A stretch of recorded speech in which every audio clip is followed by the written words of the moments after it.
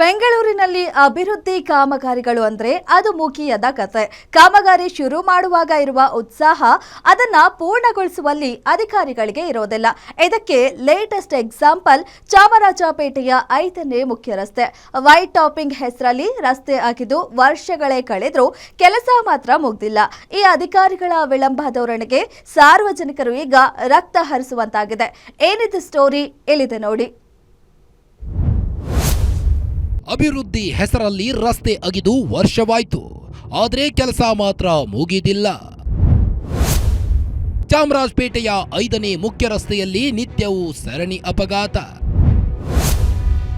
White tapping ಕಾಮಗಾರಿ ವಿಳಂಬ, ಅಧಿಕಾರಿಗಳ ವಿರುದ್ಧ ಜನರ ಆಕ್ರೋಶ. ಅಭಿವೃದ್ಧಿ ಹೆಸರಿನಲ್ಲಿ ನಗರದ ರಸ್ತೆಗಳನ್ನ ಅಗೆಯುವುದು ಬೆಂಗಳೂರಿನಲ್ಲಿ ಮಾಮೂಲಿ ಆಗಿಬಿಟ್ಟಿದೆ. ಅದರಲ್ಲೂ ವೈಟ್ ಟ್ಯಾಪಿಂಗ್ ಮಾಡುತ್ತೇವೆ ಎಂದು ಹೇಳಿ ಚಾಮರಾಜಪೇಟೆಯಲ್ಲಿರುವ 5ನೇ ಮುಖ್ಯ ರಸ್ತೆಯನ್ನ ಸಂಪೂರ್ಣ ಅಗೆದು ಹಾಕಲಾಗಿದೆ. ಆದರೆ ಕಾಮಗಾರಿ ಪ್ರಾರಂಭವಾಗಿ ಸತತ 1 ವರ್ಷ ಕಳೆದರೂ ಪೂರ್ಣಗೊಳಿಸುವ ಲಕ್ಷಣ ಮಾತ್ರ ಕಾಣುತ್ತಿಲ್ಲ. ಈ ವಿಳಂಬದಿಂದಾಗಿ ರಸ್ತೆಯಲ್ಲಿ ಸಂಚರಿಸುವ ವಾಹನ ಸವಾರರು ದಿನನಿತ್ಯ ಪರದಾಡುವಂತ ಪರಿಸ್ಥಿತಿ ನಿರ್ಮಾಣವಾಗಿದೆ. ಜನಗಳ ಪ್ರಾಬ್ಲಮ್ ಏನು ಎತ್ತ ಅಂತ ಅರ್ಥ ಮಾಡ್ಕೊಳ್ಳಲ್ಲ, ಮಾತಾಡಿದ್ರೆ ಸುಮ್ಮನೆ ಬರ್ತಾರೆ, ಅಗೀತಾರೆ, ಹೋಗ್ತಾ ಇರ್ತಾರೆ. ಫಸ್ಟ್ ಟೈಮ್ ಮಾಡ್ಬೇಕು, ಎಲ್ಲ ಕೆಲಸನೂ ಮಾಡಲ್ಲ. ಕೆಲಸ ಆದ್ಮೇಲೆ ತಿರ್ಗಾನು ಅಗೀತಾ ಇರ್ತಾರೆ.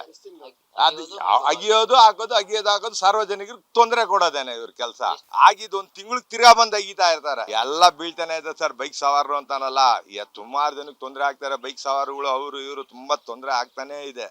ಆದ್ರೆ ಅದನ್ನ ಕೇಳೋರು ಯಾರು ಇಲ್ಲ. ಈ ರಸ್ತೆಯಲ್ಲಿ ಅಪಘಾತಗಳು ಎಷ್ಟರ ಮಟ್ಟಿಗೆ ಸಂಭವಿಸುತ್ತವೆ ಅಂದ್ರೆ ಸ್ಥಳೀಯರು ನಿತ್ಯವೂ ಆಸ್ಪತ್ರೆಗೆ ದಾಖಲಾಗುವ ಪರಿಸ್ಥಿತಿಯಾಗಿದೆ. ಬರೀ ಅಪಘಾತಗಳಷ್ಟೇ ಅಲ್ಲ, ಅರ್ಧಕ್ಕೆ ನಿಂತಿರುವ ಕಾಮಗಾರಿಯಿಂದ ಏಳುತ್ತಿರುವ ಧೂಳು ಜನರ ಜೀವ ಹಿಂಡುತ್ತಿದೆ. ಧೂಳು ನಿಯಂತ್ರಣಕ್ಕೆ ಯಾವುದೇ ಸುರಕ್ಷತಾ ಕ್ರಮ ಕೈಗೊಳ್ಳದ ಬಿಬಿಎಂಪಿ ವಿರುದ್ಧ ಜನರು ಕೆಂಡಾಮಂಡಲವಾಗಿದ್ದಾರೆ. ಆದಷ್ಟು ಬೇಗ ಈ ನರಕಕ್ಕೆ ಮುಕ್ತಿ ನೀಡಿ ಎಂದು ಸ್ಥಳೀಯರು ಆಗ್ರಹಿಸಿದ್ದಾರೆ. ಇಲ್ಲಿ ಜನಗಳು ಬೀಳ್ತವ್ರೆ ಅಂತಂದ್ರೆ ಜಾಸ್ತಿ ಜನ ಬೀಳ್ತವ್ರೆ. ಒಬ್ಬೊಬ್ರಿಗೆ ಇಷ್ಟು ಗಾಯ ಆಯ್ತೈತೆ ಅಂತಂದ್ರೆ ಇದು ಇಷ್ಟು ಕಂಪ್ಲೇಂಟ್ ಮಾಡಿ ಸಾಕಾಯ್ತು. ನಿನ್ನೆ ಕಂಟಿನ್ಯೂ ನಾನು DC ಆಫೀಸ್ಗೆ ಕಂಪ್ಲೇಂಟ್ ಮಾಡುವ ಅಂತ ಅನ್ಕೊಂಡು DC ಅವರಿಗೆ ಒಂದು 50 ಸಲ ಫೋನ್ ಮಾಡಿದ್ದೀನಿ. DC ಅವ್ರಿಗೆ ಕಾಲ್ ಕನೆಕ್ಟ್ ಆಗಿಲ್ಲ. DC ಅವ್ರು ಒಂದ್ಸಲ ಒಂದು ವಿಸಿಟ್ ಮಾಡೋದು ಸಾಕು, ಒಂದು ವಾರದಲ್ಲಿ ಅಫ್ಕೋರ್ಸ್ ಆಗೇ ಆಗ್ತದೆ ರೋಡು. ಸರ್ ಇಲ್ಲಿ ಏನಿಲ್ಲ, ದಿನಕ್ಕೊಂದು 10 ಜನ ಆದ್ರೂ ಬಿದ್ದೇ ಬೀಳ್ತಾರೆ ಸರ್. ಮತ್ತೆ ಇಲ್ಲಿ ಗುಂಡಿ ಹಾಕ್ದವ್ರೆ, ಗುಂಡಿಲಿ ಮಗು ಅಂತೂ ಬಿದ್ದಿತ್ತು. ಮಗು ಎತ್ಕೊಂಡು ಹೋಗಿ ಹಾಸ್ಪಿಟಲ್ ಹೋಗಿ ಇದು ಮಾಡಿರೋದು. ಮತ್ತೆ ನಮ್ಮ ಫ್ರೆಂಡ್ ಒಬ್ರು ಇಲ್ಲಿನವ್ರೇನೆ ಗಾಡಿ ಮೇಲೆ ಬಿದ್ದು ರಾಡ್ ಕಣ್ಣಿನ ಹತ್ರ ಹತ್ತಿತ್ತು.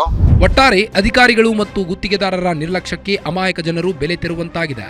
ಇನ್ನಾದರೂ ಸಂಬಂಧಪಟ್ಟ ಅಧಿಕಾರಿಗಳು ಎಚ್ಚೆತ್ತುಕೊಂಡು ಕಾಮಗಾರಿಯನ್ನ ವೇಗವಾಗಿ ಪೂರ್ಣಗೊಳಿಸುತ್ತಾರಾ ಅಥವಾ ಜನರು ರಕ್ತ ಚೆಲ್ಲುತ್ತಾ ಸಾಯುವುದನ್ನೇ ಕಾದು ನೋಡುತ್ತಾರಾ ಅನ್ನೋದನ್ನ ಕಾದು ನೋಡಬೇಕಾಗಿದೆ. Sangamesh Betre, guarantee news, Bengaluru.